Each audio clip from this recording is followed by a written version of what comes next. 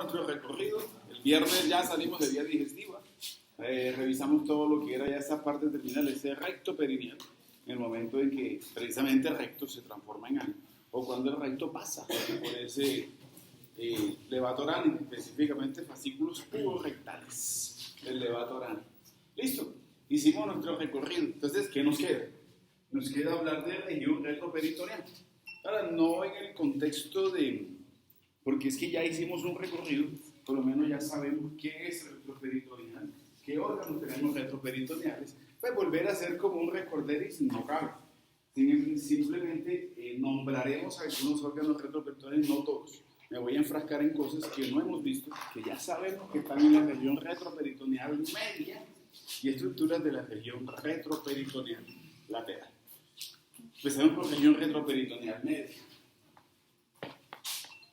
Bueno, entonces me dice, vaya, te limitas. Hagamos el ejercicio de limitaciones que nunca nos falta. Estoy pensando en esto porque me hablan de una región retroperitoneal media que estará por delante. Deberá estar el peritoneo parietal posterior. La cara posterior del peritoneo parietal posterior debe ser la cara anterior de la región retroperitoneal media. ¿Sonó raro? No, ¿cierto? No. Listo. Posterior. Seguramente serán vértebras. Y dentro de la parte vertebral, ahí yo cuestiono algo. Para mí la parte vertebral abajo deberá ser L5, región lumbosacra, promontorio, arriba de la pelea. Algunos dicen que debe ser L1, sin embargo yo pienso en esa transición que hay entre el diafragma versus, porque sigo teniendo la región celiaca, busco un fantasma que no me ha abandonado, la región de los pilares no me ha abandonado en esta descripción abdomen. Y al día que me estoy despidiendo de abdomen tampoco me abandona. Entonces, para algunos está dentro de L1, otros me ponen ese punto donde esa. Porque es que en región retroperitoneal media me dicen que hable de aorta abdominal. Por eso les digo que no vamos a hablar de aorta abdominal, porque ya la sabemos. Entonces, pienso en esa transición T12, algunos hablan de incluso T11, T12, hasta L1 y L5, como esa región, o sea, región celíaca de Lusca más L1 a L5. Sería como lo ideal. Listo. Entonces digo, dentro de esos mismos límites posteriores, ahí coincide también en que esa región también deberá ser un límite superior que debe estar referenciado seguramente por diafragma toracoabdominal. La cara inferior del diafragma toracoabdominal. Y si le busco los límites laterales, me quedo sin límites, porque los límites laterales deberán estar dados seguramente por esas proyecciones óseas de quien es el límite posterior. O sea, apófisis transversas de mis vértebras. Listo, algunos lo toman más allá, porque es que al hablar de límites laterales de esta región retroperitoneal media, coincide con músculos que se están relacionando ahí. Debo pensar en la región de los pilares del diafragma.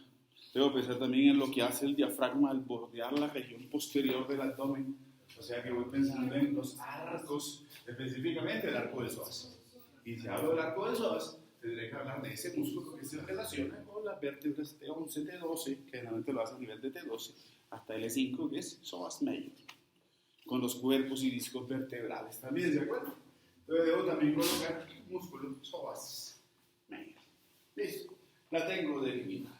No, pero ¿cuál es el contenido de esa región retroperitoneal media? Hagamos una lista.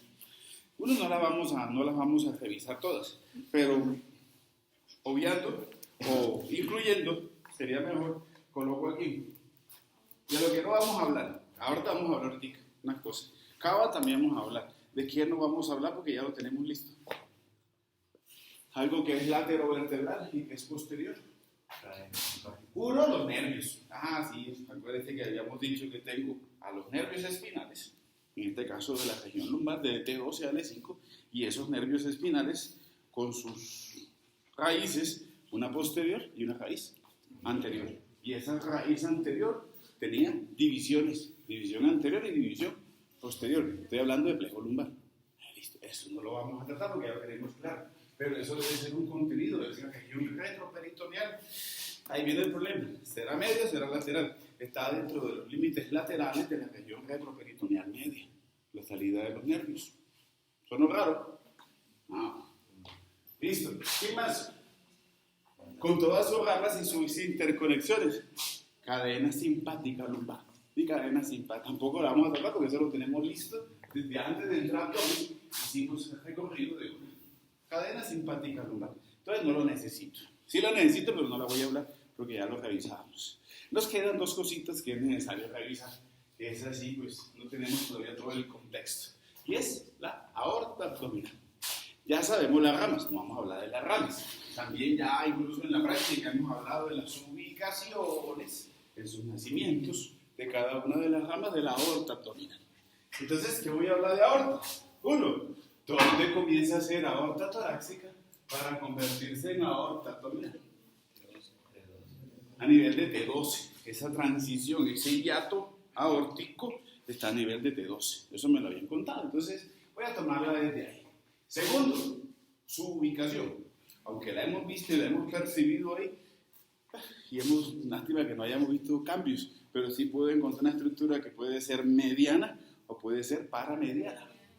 Y puede ser paramediana derecha o izquierda. Bueno, hasta ahora la hemos conocido y la seguiremos revisando como una estructura mediana. Aunque acuérdense que no siempre puede estar en el medio. Puede estar hacia los lados, a la derecha o hacia la izquierda. Cambios anatómicos que sabemos que deben existir. Segundo, me habla de su longitud. Y el promedio voy a encontrar entre 15 y 18 centímetros. Ahora, lo más común de ella es que esa llegada, esa terminación, bueno, los diámetros también van variando. Voy a encontrar esos inicios, diámetros de 15 a 18 centímetros, 18 milímetros, y hacia su terminación se va como angostando. Entonces encuentro diámetros que van a estar entre 2 a 13, pero sigue siendo un vaso voluminoso. Su recorrido y al final, después de las ramas, que eso yo no lo voy a decir, al final me habla de esto, de una llegada a nivel de L4. Y una llegada a nivel de L4 que se caracteriza por algo, porque da origen a 2. O a 3, sería mejor, a 3 cosas. 2, ilíacas primitivas, y esta que viene bajando por aquí, que va a ser la sacra media, que en realidad no nace de la bifurcación, nace mucho más arriba de esa bifurcación, pero lo tomamos como ese sitio. Ahora, ¿qué se me está formando aquí? Un ángulo. El ángulo, pues va a haber un ángulo subaórtico. Preguntan, que no lo creen, y siempre preguntan en los exámenes de posgrado, cirugía, residentes, y nunca se acuerdan. La división se da a nivel del E4, y el ángulo se llama el ángulo subaórtico. Y el ángulo subaórtico tiene en promedio más o menos entre 60 a 70 ángulos, 70 grados, revisando esa angulación que hace ella, pues obviamente por esa división que hace, esa jovencita. 2 ilíacas, porque ya esto huele a ilíaca, ya vamos para cavidad pélvica, entonces tendremos que revisar para miembro inferior, ilíaca externa y para pelvis, que es para donde vamos en esta semana. Deberemos entonces terminar de revisar a esas dos jovencitas con su anastomosis, que es bien compleja, por ubicación, no por ramas, de una arteria ilíaca interna o arteria hipogástrica. ¿Listo? No problema. ¿Dudas hasta ahí? ¿Ninguna? No, ¿cierto? Eso no tiene problemas. Entonces, que bueno, las ramas no vamos a contar. Eso también. Segunda estructura retroperitoneal media. Entonces me habla, bueno, no le diría tanto media, le diría que es paramediana. El problema con cava, la longitud. ¿Quién es más larga?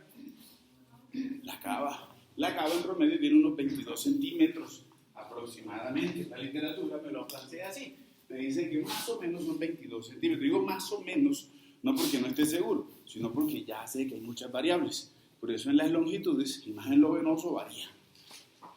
Listo. Ahora, ¿cómo me parten esos 22? Tomen 4 centímetros torácicos. Y cuando me hablan de 4 centímetros torácicos, no es esta vista.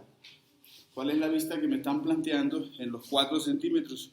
O en esa transición, en esos 18 que ella tiene en promedio, me hablan de 4 que son torácicos y 18 que son abdominales. De esos, de cava, me dice que debo entender su nacimiento. ¿Cómo nace la vena cava inferior? Entonces, primero, nace a nivel de L5. A nivel de L5 nace por 2 afluentes o por la historia que ya sabemos. Que voy a tener una vena ilíaca interna, una vena ilíaca externa, las cuales se unen, me forman 2 venas ilíacas primitivas y que de esas dos venas ilíacas primitivas se unen y forman vena cava superior. Que se volca, vena cava inferior, gracias. Que se volca a nivel de T9 en la aurícula derecha del corazón. Eso también lo sabemos. Hace rato. Ahora, entonces, ¿cuál es el reto que me plantean de ahí? Cuando leen y cuando leyeron esta noche, antes de acostarse que leyeron el tema, acuérdense que le habían planteado es la relación que hay entre cava con aorta a nivel abdominal. Y casi todos los libros, un libro que se respete, me habla de esto, de unas relaciones. Y me habla específicamente de 3 regiones. ¿Cuáles son las 3 regiones anatómicas necesarias? Porque hay tumores de la región retroperitoneal, van a haber lecturas de imágenes, van a haber compromisos en los pacientes, sintomatología que llegue hablando de esa región. Imposible que ustedes no vayan a saber de qué les está hablando el radiólogo. No los voy a hacer especialistas en la región retroperitoneal, pero esto es lo mínimo que deben saber. 3 regiones a saber de relaciones. Primero, la relación entre aorta y cava va a ser en un segmento o en una región que le voy a decir superior. Y ese segmento, región superior, primera, me dice que es una región infradiafragmática. Y si lo pienso como esa región, hay alguien que está por delante de esa cava. ¿Sí eso? Y hígado, específicamente voy a hablar de eso ya me lo contaron. Una relación muy directa con la cara posterior del hígado, específicamente con el lóbulo de Stiger. ¿Sí o no? O lóbulo caudado. Primera región. También me dice que va, porque toda esa relación me dice que es interaórtico cava. Sí, entre la aorta y la cava. Primera región, infradiafragmática. Segunda región, región lumbar. Y en región lumbar busco relaciones. ¿Qué relaciones hay?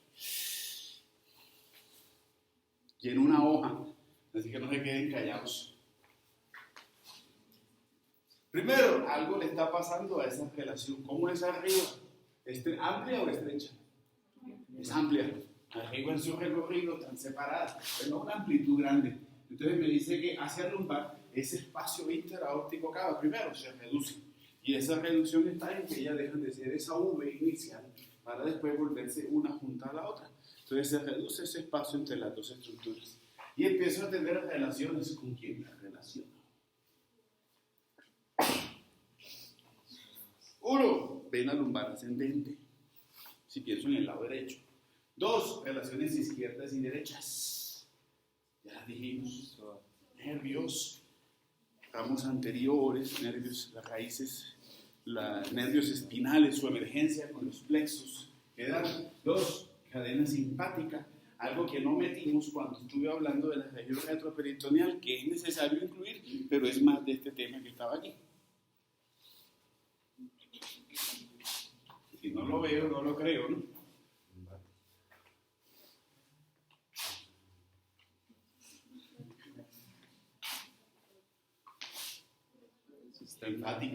Linfáticos, prelátero retroaórticos, prelátero retrocavos, con esa historia de T12, L1, L2 de 3 centímetros de una expansión de una bolsita, cisterna de kilo, y con la subsecuente nacimiento de esto que es conducto torácico. Eso está en región retroperitoneal, pero no lo esbozamos cuando lo teníamos, porque quiero meterlo, quiero tenerlo muy claro en una porción intermedia, en una porción lumbar de una región retroperitoneal llamada específicamente interaórtico cava. ¿Me hago entender? ¿Se la pillaron? ¿Sí o no? ¿Qué más relaciones entonces hay? Bueno, si me voy más hacia afuera, entonces ahora sí, a ese psoas medio.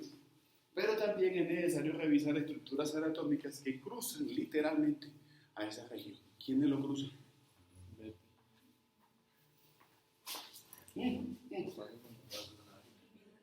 Empiezo en orden, porque arriba tengo un tronco celíaco, entonces voy a encontrar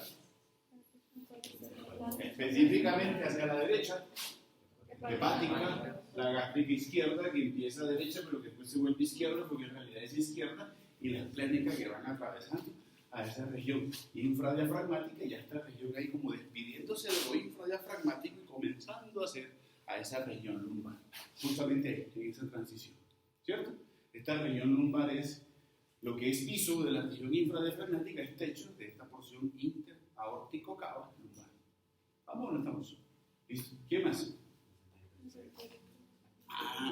No, antes. Porque es que la mesentérica tiene un problema. Es que primero es hacia adelante. Ahorita miramos eso. Antes, ¿quién está por ahí? Antes de las renales, las capsulares medias.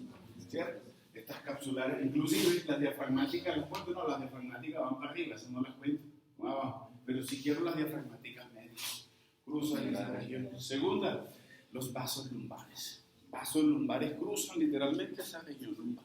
¿Qué más?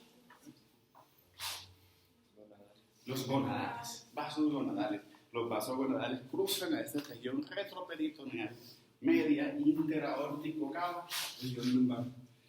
Y ya queda entonces el cuento de la mesentérica. Pero tengo ya en mesentérica, ya cuando va a sus ramos, los ramos izquierdos y derechos, aunque van dentro del mesenterio, literalmente hacen algún través. Es más específico estas relaciones. Ahora, menos directamente, pero también relacionado con la región, haciendo este traspaso o haciendo ese cruce, pero ya no retroperitoneal, porque estoy dentro de un mesenterio, van a trabajar a mesentérica superior y a mesentérica inferior.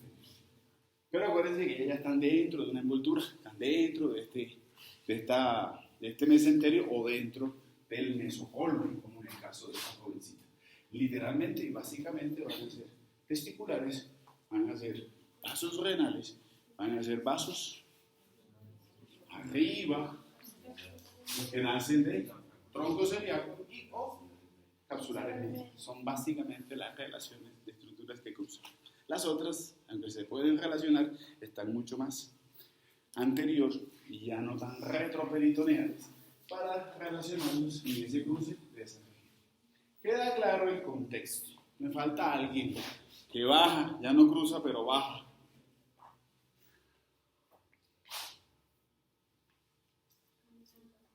Ureteres. Los ureteres. Pero de eso vamos a hablar más adelante. Tercera región. Entonces tengo infradiafragmática, tengo región lumbar y la tercera va a estar dada, porque es una más bonita. Y la tercera va a estar dada por esto. Sí, ahora sí la tengo. Justamente esa tercera región me dice que debo referenciarla por terminación de aorta y comienzo de cava. Y esa relación que ya sabemos, que nos llama la atención porque en casi todo lo que hemos revisado en anatomía, siempre lo venoso es más superficial, lo arterial es más profundo. Una de las excepciones es aquí. Y una de las excepciones va a estar dado por esto, por esa terminación y comienzo de esas estructuras. ¿Qué se forma? Un triángulo. Por eso me habla de un triángulo interilio-aórtico. Aunque ya lo hemos hablado, pero se los conté ya en el cadáver. Ese triángulo interilio-aórtico va a estar dado por estructuras. Entonces, como el triángulo, voy a buscarlo. El triángulo tiene su qué? Paredes. Voy a hablar de paredes. Voy a hablar de una pared que será derecha. Pared derecha del triángulo interilio-aórtico. Arteria ilíaca primitiva derecha. Pared izquierda del triángulo interilio-aórtico. Arteria ilíaca primitiva izquierda. Piso. Pared inferior del triángulo interilio-aórtico. Ahora sí tengo esta jovencita que va a ser vena ilíaca primitiva izquierda. En otros textos lo van a encontrar como una encrucijada. Entonces te habla de la encrucijada aórtico-cava. Hace referencia a lo mismo. Entonces, la región retroperitoneal media y las relaciones interilio-cava van a tener tres regiones. Una que va a ser infradiafragmática, una que va a ser lumbar y triángulo interilio-aórtico o región o encrucijada aórtico-cava con sus relaciones, estructuras. Eso no tiene problema, pero dudas o preguntas.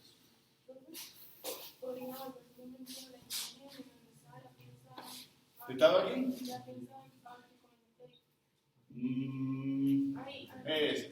Profe, nos decía que ahí podría haber una confusión de la tercera porción. Sí, pero entonces, acuérdate que esta jovencita, que a diferencia de lo que hayamos revisado, ella es retroperitoneal. Cuando yo pienso en mesentérica superior es retroperitoneal, ¿cierto? Eso no tiene ninguna discusión. Incluso es retropancreática. Si el páncreas es retroperitoneal y la mesentérica superior nace por detrás del páncreas, entonces dentro de lo más profundo es ella. ¿Cuál es el problema que yo les había contado? Que ella cuando nace se va hacia, pues lleva una dirección oblicua hacia adelante y ya deja de ser fija, deja de ser retroperitoneal para transformarse en intramesentérica. Por eso no está tanto en las relaciones de cruce. Sin embargo, cuando ella se proyecta hacia adelante, ella no se proyecta solamente porque ella quiere, aunque debe tener una disposición porque el mesenterio va desde la región posterior retroperitoneal hacia adelante, porque tiene que buscar vísceras. O sea que el mesenterio también es oblicuo. Ella estando dentro del mesenterio tendrá que tomar una dirección también oblicua. Pero hay algo que también hace o impide de que ella sea vertical y que esté unida a la región retroperitoneal. Y esas dos cosas son vasos renales izquierdos, básicamente vena renal izquierda, y el hecho de tener a una tercera porción del duodeno que está por detrás de ella. Eso también hace de que ella tenga que tener esa disposición anterior e inferior. Otra cosa que también está formando el mismo de la mesentérica superior, ¿podría comprimirse vasos? Generalmente los aneurismas se dan por debajo del renal, así siempre, aunque cualquier vaso puede estar sometido a estos aneurismas. Lo más común, los aneurismas aórticos por debajo de la renal, pero también puede llegar. Problemas que hay a nivel de mesentérica o a nivel de aorta afectan a todos los vasos. ¿Dudas o preguntas? ¿Ninguna? Bueno, listo. Terminé región retroperitoneal media es más compleja.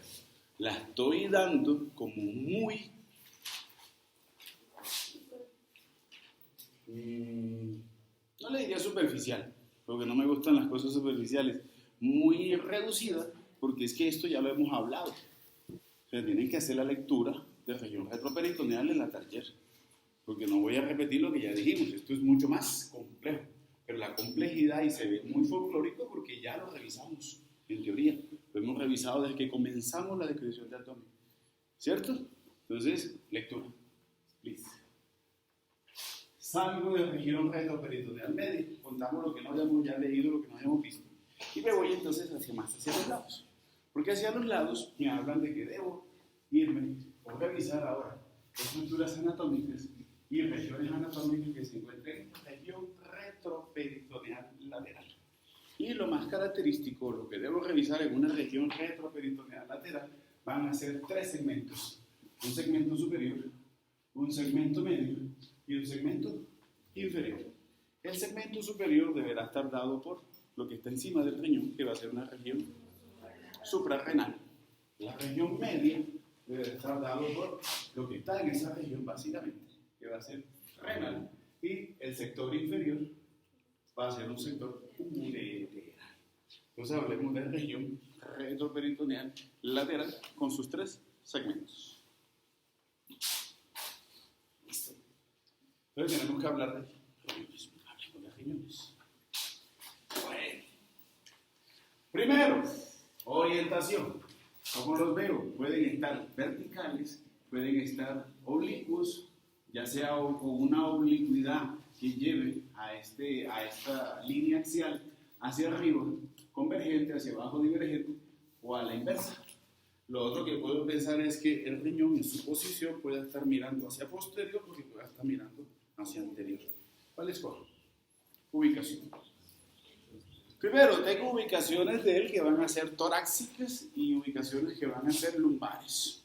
Ahora, si reviso sus ubicaciones torácicas, todos hablan que es un órgano torácico abdominal, que uno lo llama como órgano torácico abdominal. Sus ubicaciones torácicas estarán básicamente dadas en las 2 últimas costillas, o sea, entre 11ª y 12ª costilla.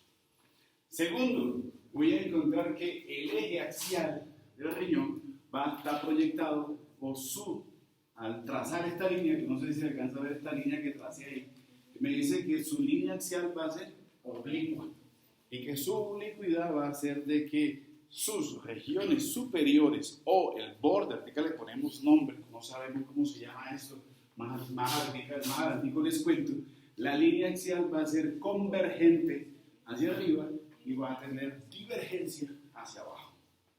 Y que los bordes mediales del riñón van a mirar hacia adentro, no hacia afuera, hacia adentro. Esa es una posición que necesito. ¿Sí o no? No tiene problema. Lo segundo, anatómicamente debo revisarle, bueno, les reviso sus diámetros, aunque les voy a mostrar unos patológicos bien grandotes, pero en promedio me dice que él tiene 12 centímetros en sentido vertical, que va a tener en sentido transversal 6 y que tiene 3 en sentido antero-posterior, que en promedio puede pesar 150, 180 gramos, más o menos. Es un modelo de color rojo, rojo violáceo, que tiene que ser más rojo. Y que debo revisarle en su anatomía, debo revisarle esto, debo revisarle caras, debo revisarle bordes y sus extremidades. Entonces hagamos el ejercicio siempre anatómico de lo mismo. Es más, tengo que revisarles, como está ahí, segmentos. Vamos a revisar eso. Entonces me hablan de caras. ¿Cuáles son las dos caras? La que veo ahí. Veo una cara que va a ser posterior, que va a ser seguramente la cara que está contra la pared posterior del abdomen, por eso me dice que es una cara casi plana. Y que voy a encontrar una cara que es anterior, y que esa cara anterior, aunque es plana, es irregular porque la voy a encontrar con relieves. Y esos relieves se los ponen como abollonados. ¿Qué es una abollonadura? No es pollo. ¿Qué es abollonadura? En la costa dice está sumido. ¿Qué es una abollonadura? Como un hueco, ¿cierto? Usted va por la calle con una olla y se pone a hablar y a mirar allá que va por ahí, le da contra la pared, ahí queda sumido. Esa abollonadura, esa irregularidad, es esa forma inclusive que le trata de poner ahí, Nete le pone, no sé si se alcanza a ver, pero Nete trata de darle a esto como cierta onda, como ondulado, ¿cierto? Lo miraremos allá en el... Hoy revisan toda la región inframesocólica con supramesocólica y en la próxima revisamos ya riñones. Entonces eso tiene la región anterior. Entonces dos caras, la cara posterior y la cara anterior. Listo, no tiene problema. Ahorita nos complicamos un poquitico la vida, todavía no me interesa. Quiero revisar un borde. Entonces me hablan de un borde que va a ser un borde lateral o externo, que va a ser un borde que es convexo. Borde convexo. Me habla de un borde que va a ser medial. El borde medial es cóncavo. ¿Qué tiene de especial el borde medial? Lo que encuentro ahí en esa región. Y esa región básicamente va a estar dado por dos estructuras. Aquí entramos con un problema. ¿Cuál es el problema? Cuando reviso los extremos. Porque los extremos del riñón va a ser un extremo superior y un extremo inferior. Los dos extremos del riñón, superior e inferior, se conocen como polos. Por eso me hablan de un polo superior y un polo inferior. Pero cuando yo soy extremo del riñón, sea polo superior o polo inferior, además de ser extremo, estoy sirviendo de delimitaciones al borde medial. Porque ese borde medial cóncavo está representado por un hueco. Y ese hueco se llama el ilio renal. Y el ilio está delimitado por los dos extremos o polos. ¿Sí me hago entender? Entonces, ojo cuando uno lea, no es que el borde, no, es que se proyecta hacia el borde medial, se proyectan los extremos o polos. Una cosa van a ser los extremos superiores e inferiores como polos, y otra cosa es la proyección hacia medial, lo que hace que él delimite a un ilio. Y cuando hablo de ilio renal, pienso en las estructuras que están transitando a través de, entiéndase, de anterior hacia posterior, vena renal, arteria renal o lo que va ahí, plexo nervioso renal, y lo que está más hacia posterior, que va a ser la pelvis renal. La pelvis como estructura, dilatación, el inicio de la vía urinaria, lo vamos a revisar.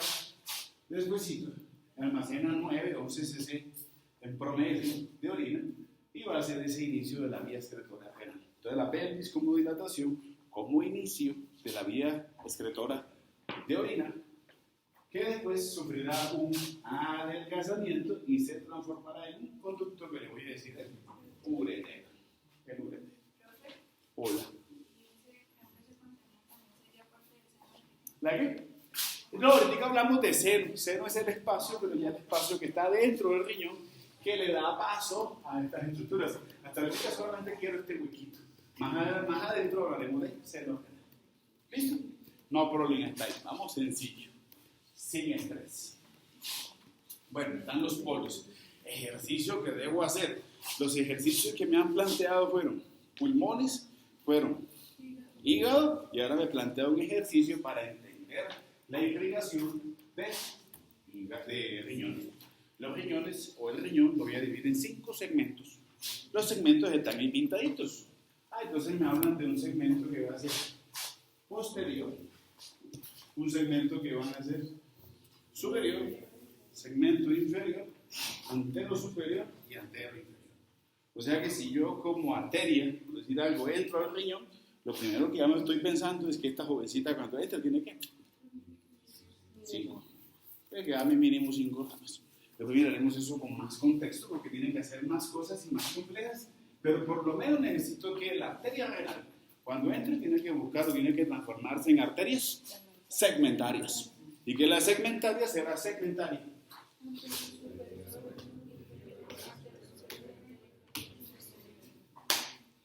¿Listo? Básico para entender esto, porque si no, entonces se me olvida. Listo, eso lo hablamos más adelante. Bueno, ya dijimos los diámetros. Listo, topografía. Vamos a revisar esto. Ubicación. Me dijeron que era un órgano retroperitoneal. Voy a buscar otra figura. Voy a hacer esto en desorden. No me gusta cómo va aquí. Hace falta. Esta. Las relaciones. Voy a tomar estas para ambientar y me salgo de las finales. Esto era lo que estaba diciendo al principio. No se les olvide que tengo un riñón más descendido que el otro. Generalmente es el riñón derecho. El hecho de que el riñón derecho esté descendido y hablar de las relaciones, porque les dije que era un órgano torácico y era abdominal, me hace pensar en 2 diferentes relaciones que debo buscarle cuando lo reviso. Porque dentro de las relaciones torácicas, seguramente el riñón derecho debe tener un tercio superior, o su tercio superior será torácico y los 2 tercios inferiores serán lumbares. Pero si reviso el riñón izquierdo, las cosas cambian. En el riñón izquierdo, 2 tercios de él van a ser torácicos en relación con las 2 últimas costillas y su tercio inferior será lumbar.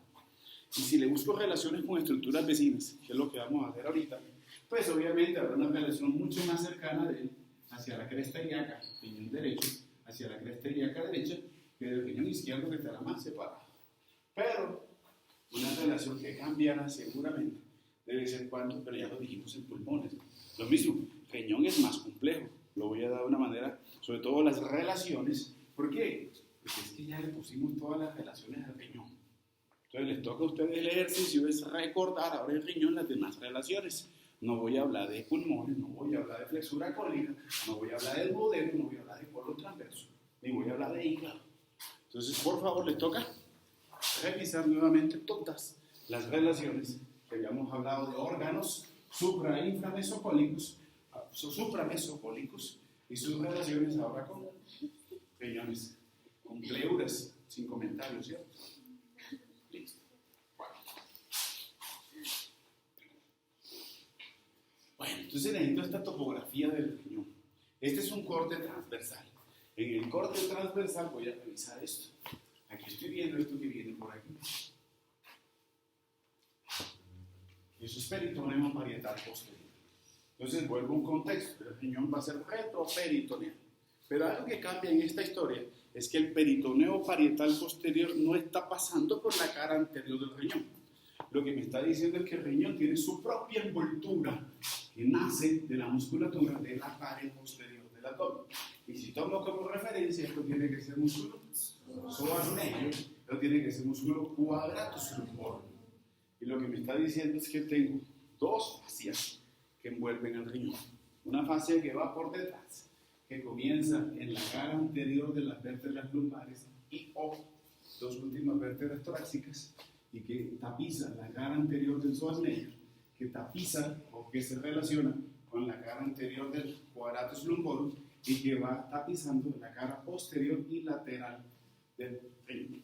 Y le voy a decir la fascia retrorrenal. Si se me olvida la fascia retrorrenal, le digo la fascia de Zuckerberg. ya la conozco, retrorenal o disfrute. Pero lo mismo que hicimos con parótida y que hemos hecho con todo nuestro ejercicio, esta fascia deja de ser posterior, deja de ser lateral, se convierte en anterior para tapizar la cara anterior del riñón, tapizar la cara anterior de los vasos renales, y se va por la cara anterior y tapiza la cara anterior de aorta y cara anterior de vena cava y se fusiona con la del lado contrario. Entonces tengo una fascia que va a ser la fascia prerrenal, o le voy a decir la fascia de Gerota.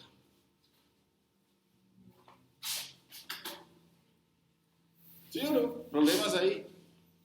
¿Qué leyeron que le causó problemas en eso? No, esa es la descripción, eso es básicamente eso. Solamente es tener que esta historia no es peritoneo.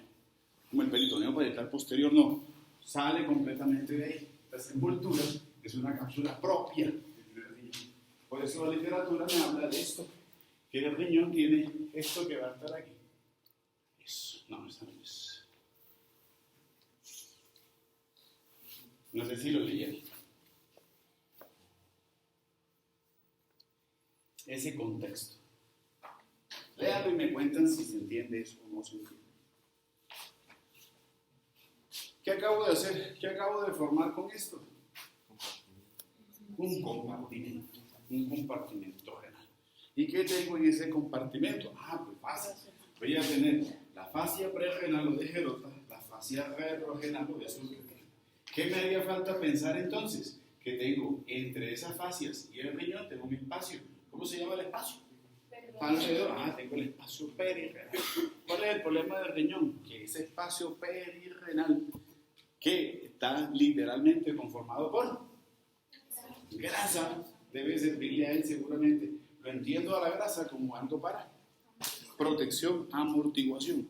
El problema es cuando me dicen a mí de que esto es el principal o la más importante medio de sostén que tiene el riñón. Ahí sí no lo creo.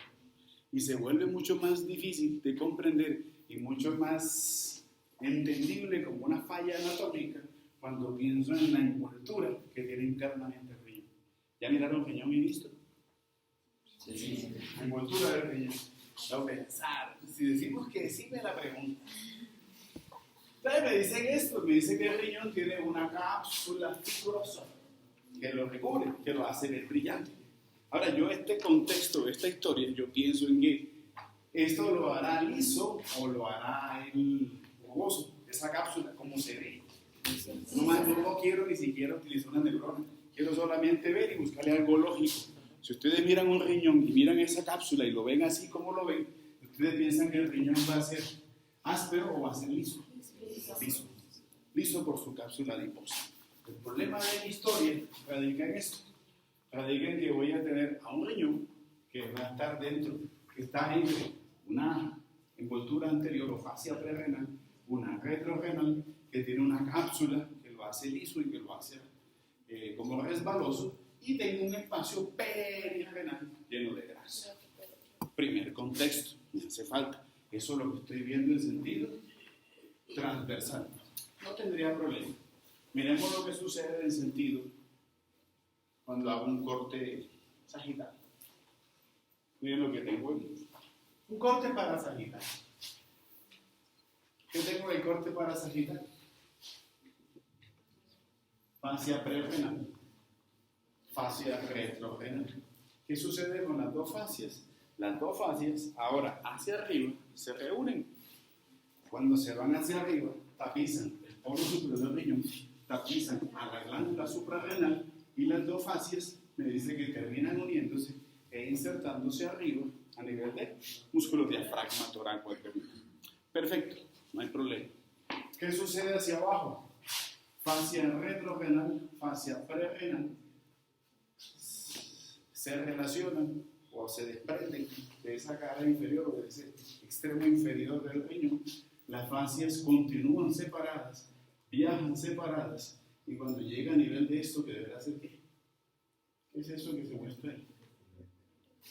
Cresta ilíaca. Esto debe ser entonces músculo ilíacus. Me dice que las dos fascias, prerrenal y retrorenal, a nivel de la fosa ilíaca, es cuando ellas se unen y se fusionan con la poneurosis que está cubriendo al músculo ilíacus, y que esa misma grasa que está aquí como el espacio perirenal, y esta que está alrededor, que es grasa pararenal, es la misma grasa que baja y que sirve de acolchonamiento y que está por delante de ese músculo ilíaco.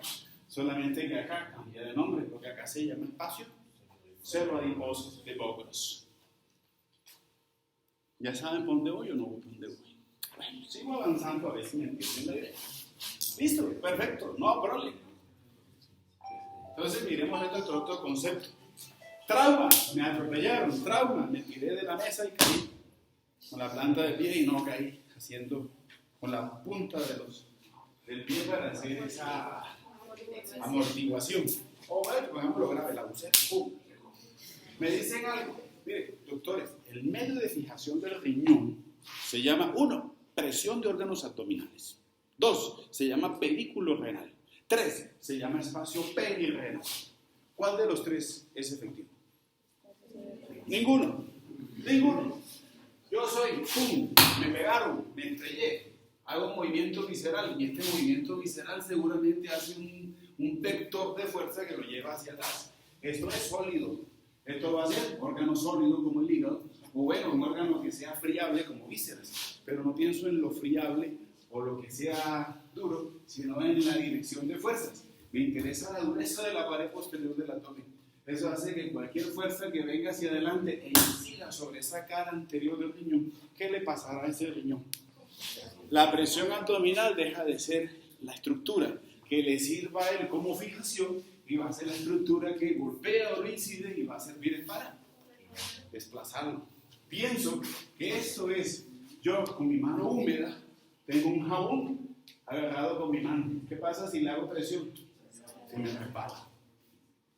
Lo entiendo ahí. Segundo, la grasa perirenal.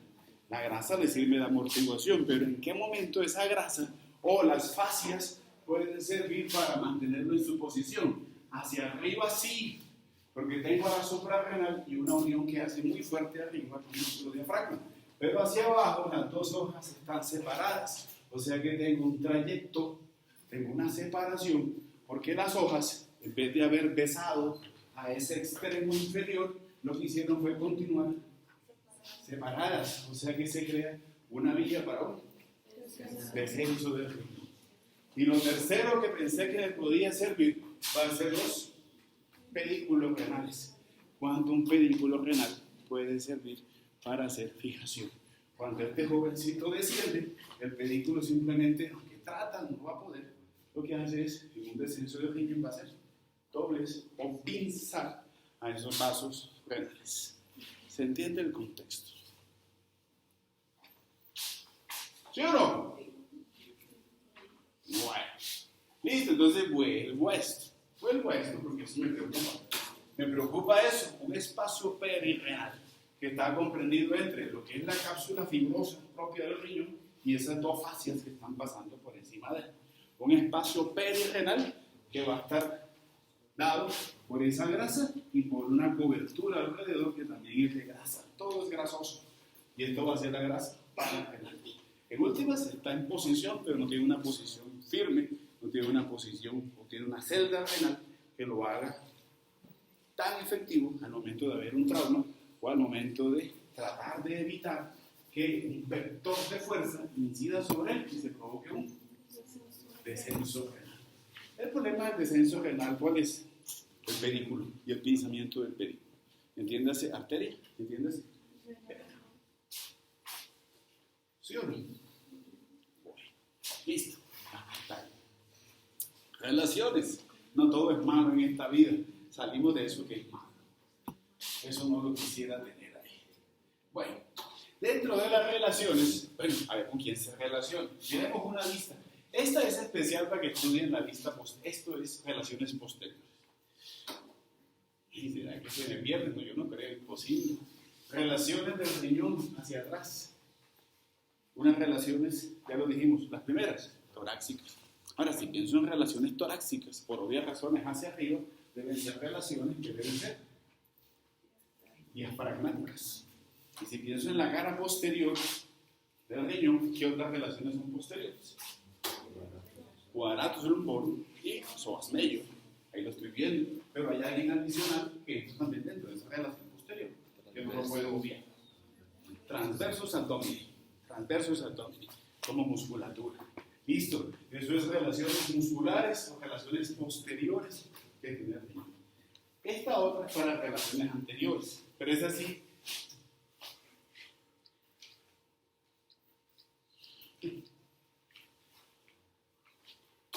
¿Se acuerdan de las huellas de peritoneo?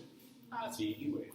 Ahí me está mostrando todas las relaciones del pulmón derecho, desde las hepáticas, desde las cólicas, desde el colon transverso, relaciones izquierdas desde gástricas, hasta relaciones que van a ser con vaso, esplénicas, relaciones que con colon transverso, con flexura cólica izquierda y relaciones con colon descendente.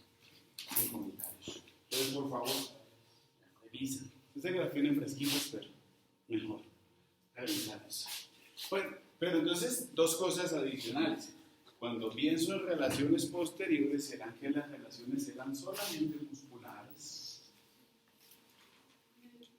Nerviosas. Y voy pensando en tres nerviositos básicamente. Entonces recordaremos esta imagen que estaba por aquí. Bueno, aquí me lo plantean. Subcostal, abdomino genital mayor, abdomino genital menor. ¿Cierto? Ahora, como es un órgano retroperitoneal, que no sintonetera y se te olvidaba, pero seguramente también los nervios espinales. ¿Cierto? Hay unas relaciones con las raíces dorsales, pero básicamente van a ser las relaciones con esos tres nervios. Por ser posterior, también son relaciones con, pero serán relaciones mediales, relaciones más hacia el borde medial, hacia el ilio, que serán con cadena simpática, que serán relaciones también con ganglios linfáticos. Eso lo dejamos para el final. Hola.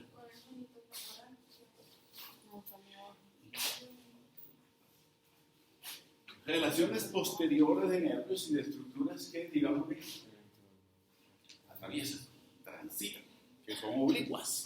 Sin embargo, en la región posterior, y cuando pienso en psoas major, yo tengo un problema que yo les conté al principio de abdomen.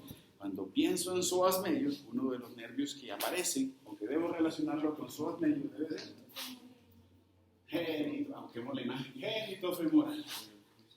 Ahí está. Aunque es una relación que está un poquito más alejada. Pero bueno, la relación con psoas y el problema de que el psoas esté atravesando o esté atravesado por un nervio genitofemoral, de pronto pudieron que las relaciones van a ser más lejanas cuando pienso en genitofemoral. ¿Me van siguiendo la idea? Sí, no tiene problema. La vuelvo entonces a esta. Las últimas relaciones que necesito. Porque pensar en pared posterior y en nervios, casi todos se acuerdan de eso. Pero lo que casi ninguno se acuerda es de estas relaciones con fondos de saco pleurares, mediastinos costales posteriores. Pero cuando pienso en mediastino costal posterior, no se me olvida que hay uno que llega y termina en el mediastino costal posterior, que es el mediastino diafragmático. Entonces, mediastino diafragmático, mediastino costal posterior y la terminación, la convergencia de un espacio que se inició en el séptimo espacio intercostal, un fondo de saco, y que se fue oblicuo hacia atrás y que terminó hacia posterior. Y me están hablando del costo diafragmático. Necesito esos tres. Costo diafragmático, mediastino diafragmático y el mediastino costal posterior. Sin comentarios, ¿cierto? ¿Se puede tomar como relación posterior-superior? ¿La qué? Relaciones posterior-superior. Voy a hablar posteriores básicamente. Unas relaciones superiores que serán ya con el borde inferior circunferencial de los riñones, pero hay uno más que se relaciona más con el otro. El derecho se relaciona más con el borde circunferencial, ¿qué? O la inversa. ¿Quién se relaciona más? El izquierdo se relaciona más con el borde inferior circunferencial del riñón y con el derecho porque está más descendido. Listo. Listo. No problema, ¿cierto? No, eso es jugar. Al mismo juego que hemos hecho. Pero para diagnóstico, no necesito. Listo. Sin embargo, dentro de las relaciones aparece algo. El borde medial.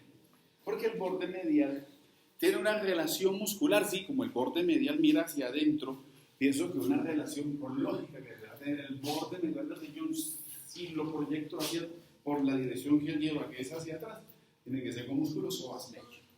Pero el borde medial del riñón, que está demarcado por dos delimitaciones que van a ser los extremos y lo que representa el huequito, que es el ilio, debo pensar, ya lo dijimos, en vena, en arteria y en pelvis. Obviando esas relaciones, obviando estas estructuras que están pasando, los bordes mediales de los riñones tendrán unas relaciones diferentes si es el riñón derecho o si es el riñón izquierdo. ¿Por qué? Porque si pienso en el riñón derecho, su relación medial deberá ser relación cóncava. Y si pienso en el riñón izquierdo, su relación va a ser esto, aorta. Cuando pienso en los bordes mediales. ¿Sí o no? Entonces, ¿qué sucede? La literatura me dice que, así como tengo un ilio, me van a hablar de relaciones que van a ser suprailiares, en unas relaciones que serán iliares y en unas relaciones que serán infrailiares. Si pienso en relaciones iliares, las que acabamos de decir, no solamente el ilio o las estructuras que representan al ilio, sino las relaciones que tengo a la derecha o a la izquierda con cava y con aorta. Si pienso en las relaciones suprailiares, glándula suprarrenal, derecha o izquierda, y si pienso en las relaciones infrailiares, serán relaciones ureterales. ¿Me van siguiendo la idea? El riñón no es solamente para orinar. Las funciones que miran después, un órgano vital, electrolitos, manejo. Oye, ¿qué hace el riñón, por cierto? Ah, ya lo vieron y listo, o sea que ya me cuenta una cátedra. Me voy a sentar y me cuentan qué hace el riñón.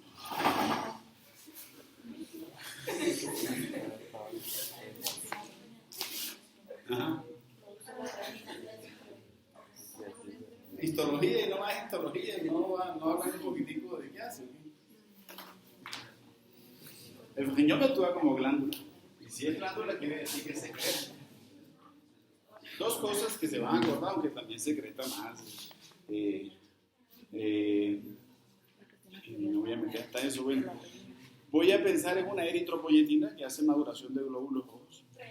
Voy a pensar en una renina, pero la renina tengo que pensar en un control que tengo de presión arterial, porque tengo ECA, la enzima convertidora de angiotensina. Entonces pienso en el sistema renina, angiotensina, aldosterona, que lo van a beneficio. Sí, revisaron eso, ¿no? Bueno, aldosterona. También calcitrol, entonces vitamina D, metabolismo de vitamina D, que eso también es uno de los factores que puede estar relacionado con la producción de cálculos, que ya lo vamos a hablar. Por algo, voy a hablar de fisiología renal una semana. Bueno, además del control de electrolitos, además del control de líquidos, mantener un balance, lo que es el consumo y versus la excreción de líquidos. Bueno, eso lo van a beneficiar el otro semestre. ¿Quedan claras esas relaciones? Quiero ubicarlo y tengo que tener muy claro, sobre todo para cuando venga la patología y cuando venga esa proyección del dolor, esa irradiación del dolor, ese paciente que tiene urgencias pueda determinar que sea un problema renal que le está originando ese dolor. Pero que abordaremos un poquitico más cuando lleguemos a ureter toda la posible irradiación del dolor por una patología a nivel renal. Pero necesito bien su ubicación. Listo. Lo puedo hablar en riñón o lo puedo hablar en ureter. Pero bueno, hablemoslo en las dos maneras. Cuando pienso en las relaciones, aunque la figura no es muy clara, voy a hablar de dos medios de fijación que van a existir. Unos medios de fijación que van a ser bilaterales, cuando pienso en las relaciones infrailiares del riñón. Estas relaciones infrailiares que van a ser ureterales me implican una relación del borde medial del riñón con el ureter. Y son tan cercanas que encuentro un ligamento. Por eso la literatura me habla de un ligamento que va a ser uretero renal. Es bilateral a la derecha y hacia la izquierda. Es más, cuando hablemos de suprarrenales, por aquí tengo a esta pobrecita que va a ser la cava. Y voy a encontrar ligamentos que unen a la cava con la suprarrenal. Pero van a ser ligamentos que le sirven medios de fijación, ya no tanto para el riñón, sino a estructuras que se encuentran periféricas o relacionadas con el riñón que le van a servir de fijación. Estas amistades y estas relaciones son de conveniencia. A la hora en que el riñón descienda, todo lo deja solo. Esto lo miramos después. Así son los amigos en la vida real. No todos, algunos. Por eso yo amigos pocongos. Listo. Esto sí ya es de ustedes. Esto sí ya se van a sentir más plácidamente porque ya lo vieron. Cuando hago un corte y me hablan de parénquima renal, me hacen ver que la anatomía es muy sencilla, es más complejo la histo y la parte fisiológica. Pero cuando pienso en esto, que es parénquima renal, me hablan de esto que tengo aquí. Lo primero, la corteza. Y la corteza renal, cuando la veo, bueno, cuando hago un corte de riñón veo dos cosas. Lo vamos a revisar allá en el anfiteatro. Estoy viendo dos disposiciones, incluso cuando yo miro corteza. Estoy viendo primero esto, que va a ser lo más externo, y me dice cómo la corteza se está introduciendo hacia adentro del riñón, valga la redundancia, no se introduce hacia afuera, ¿no? ¡Boom! Sí, se introduce, entre para adentro, saca para afuera, no. ¿Cómo se introduce y cómo se mete? Ahora, la proyección de la corteza hacia el parénquima renal me dice que forma algo, que forma las columnas renales. Si se me olvida columna renal, también le digo de vértigo. Columnas renales o de vértigo. Ahora, ¿qué más observo? Me dice cómo las columnas renales, o entre dos columnas renales encuentro esto que está ahí. Una estructura, vamos a ver, se ve más oscurita. Tiene forma como triangular. Se dice que tiene una base y un vértice. Y todo lo que hemos visto nosotros que tiene base y un vértice tiene forma de una columna. Entonces por eso me hablan de las columnas renales, también de Malpich. Perdón, las pirámides renales o de Malpich. La pirámide tiene una base. La base mira hacia la corteza y el vértice mira hacia adentro. El vértice de esa pirámide me dice que va a tener, bueno, todo eso que está ahí. No sé si lo vieron con él, es eso. Todo lo que tengo en corteza y todo lo que tengo a nivel de lo que es lo que es la corteza y la pirámide renal está representado por toda esa vía excretora renal. No voy a hablar de toda la vía renal porque eso es más histológico y tendrá un componente más fisiológico. Pero me interesa algo. Esta última parte de mi vía renal, que es el túbulo colector. Y ese túbulo colector, como estructura, como encargado de ser el que transporta ya ese desecho final que va a ser la orina, lo quiero ubicar aquí, en la pirámide renal. Y quiero revisar el vértice de la pirámide. Porque ese vértice de la pirámide va a ser una papila renal. Y esa papila renal, como me lo muestra aquí, es la parte terminal de ese tubo excretor, conocido como túbulo colector. Y al final eso va a estar lleno de huequitos. Entonces me dice, el vértice de la papila renal, al estar lleno de huequitos, me va a decir el área cribosa, cribiforme, me dice Nete. Entonces, ¿qué relaciono? Todo esto que tengo aquí, me dice que es un lóbulo renal. ¿Qué es un lóbulo renal? Lóbulo renal es el conjunto de yo como pirámide y dos columnas renales. Una pirámide y dos columnas renales forma esto que va a ser un lóbulo renal. Ahora, ¿qué tiene de especial este vértice? ¿Qué tiene de especial esta papila renal? Además de ser cribosa, además de ser la parte final y la salida de orina. ¿Quién recoge la orina? ¿Y quién la recoge? Entonces me dice que está indentado, o sea que está como superpuesto, se está metiendo en el borde de esta papila renal o de esta vértice, de esa área cribosa. Estoy viendo unas proyecciones membranosas que están superpuestas, indentadas en cada papila, en cada vértice, para recoger la orina. Y esa jovencita me dice que van a ser los cálices menores. Entonces voy a tener cálices menores en grupitos de A3 o en grupitos de 2. Y me dice que la reunión de cálices menores me forma una más grande que va a ser cáliz mayor. ¿Cuántos cálices mayores encuentro? 3, uno superior, uno medio y uno inferior. Que el superior es oblicuo hacia abajo, que el medio es casi transverso, pero que es oblicuo hacia abajo, y que el inferior es oblicuo hacia arriba. Y que la reunión de cálices mayores me forma esto que va a ser la pelvis. Y con pelvis tengo dos problemas. ¿Cuál es el problema de la pelvis? Uno, una relación de pelvis con cálices y una relación de pelvis con ureter, por ese estrechamiento. Entonces me dice que la pelvis tiene una relación que va a ser pielo-ureteral y una región que va a ser pielo-calicial. una en relación con cálices mayores y una en relación con ureter. Está claro ese concepto, ¿cierto? No tiene problema.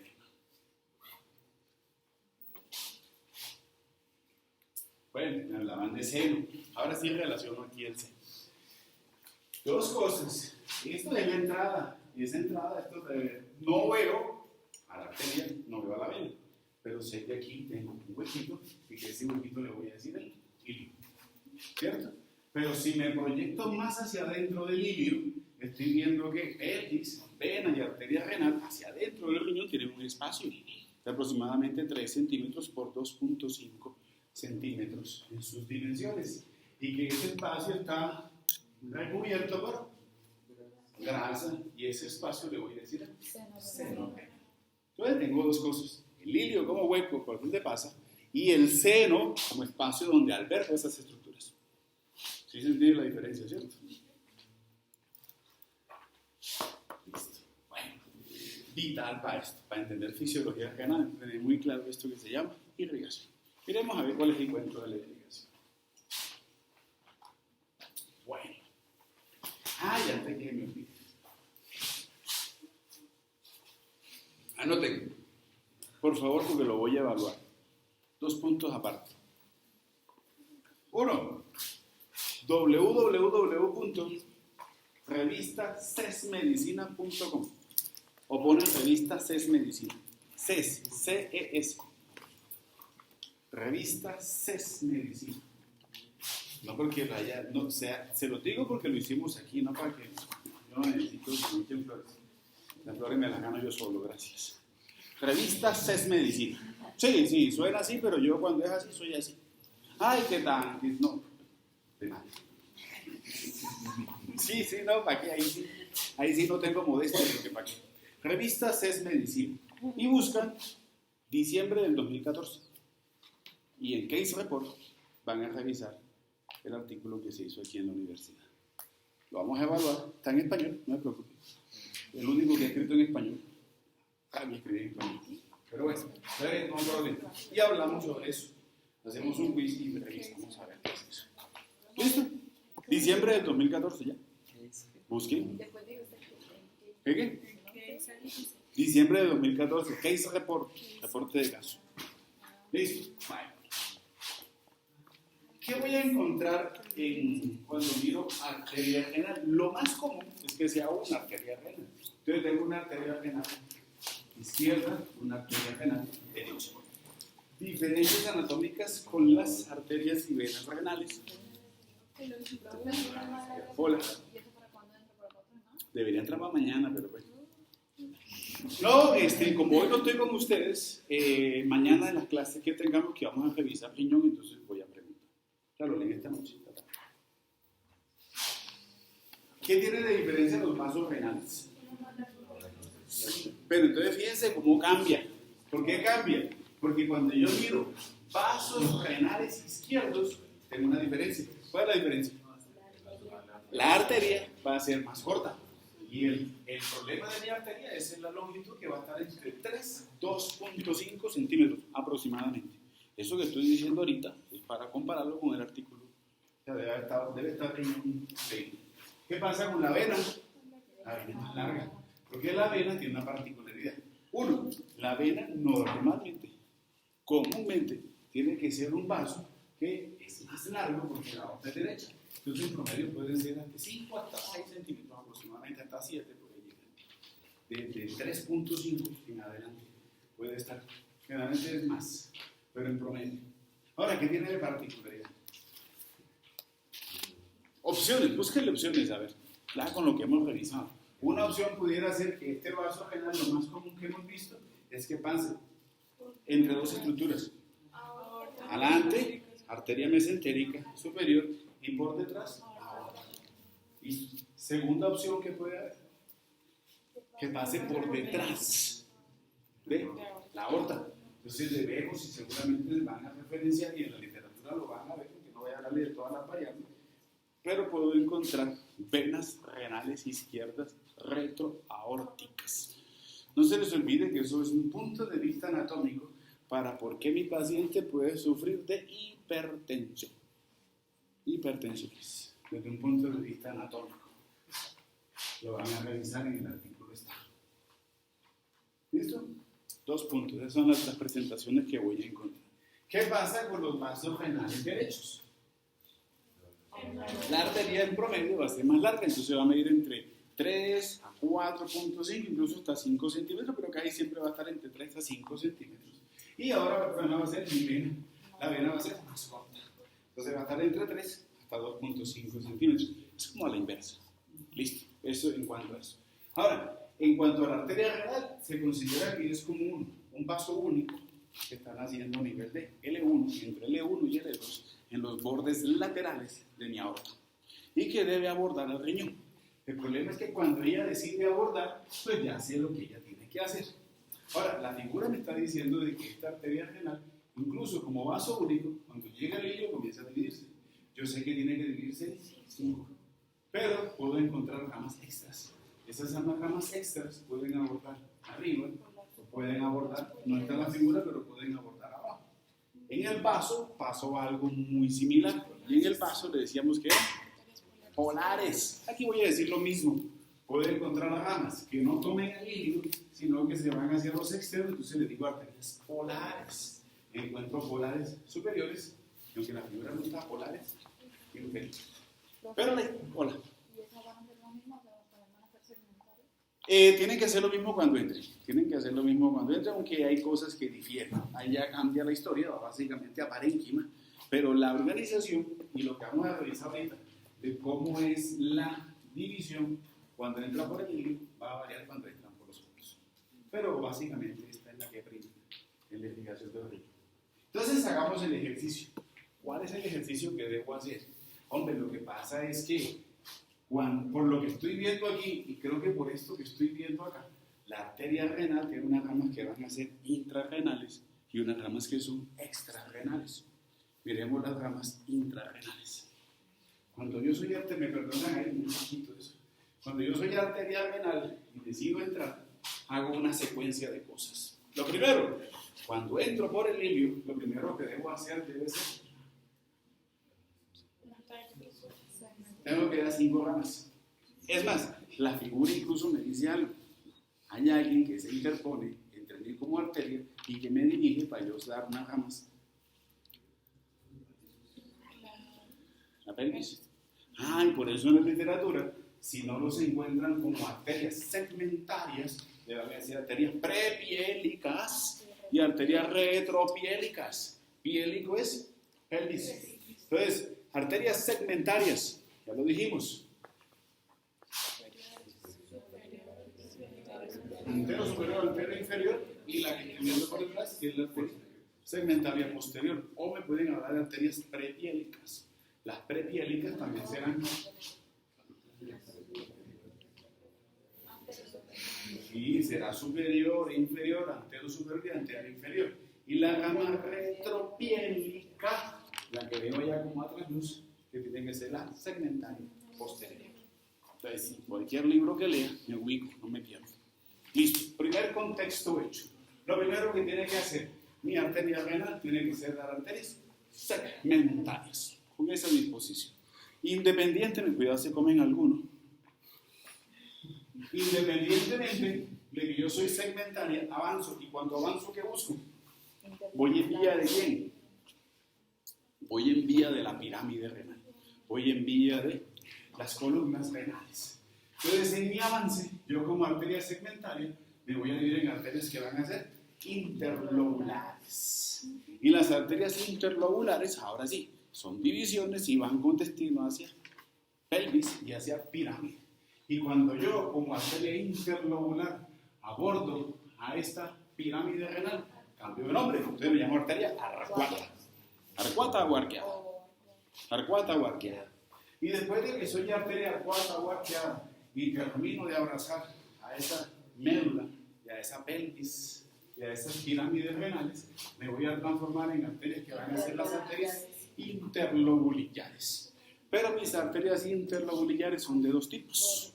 Unas arterias interlobulillares que van a ser de corteza, ya que van a ser corticales, y unos ramitos que estoy viendo ahí que van a ser capsulares, son perforantes porque están pasando más allá, pero entonces ya dejaron de ser de corteza y van ahora para lo que está tapizando a la corteza, que es la cápsula. Entonces por eso me hablan de unas capsulares. ¿Sí o no? Hola. Lo que pasa es que, si se acuerdan, cuando teníamos el colon, habíamos hablado de esas radiales. Radiales porque tiene esa dirección recta. Entonces, sí, las arterias interlobulares, como tal, también que le puedo decir radiales. Y serán de dos tipos, las que se quedan en la corteza y las que pasan más allá.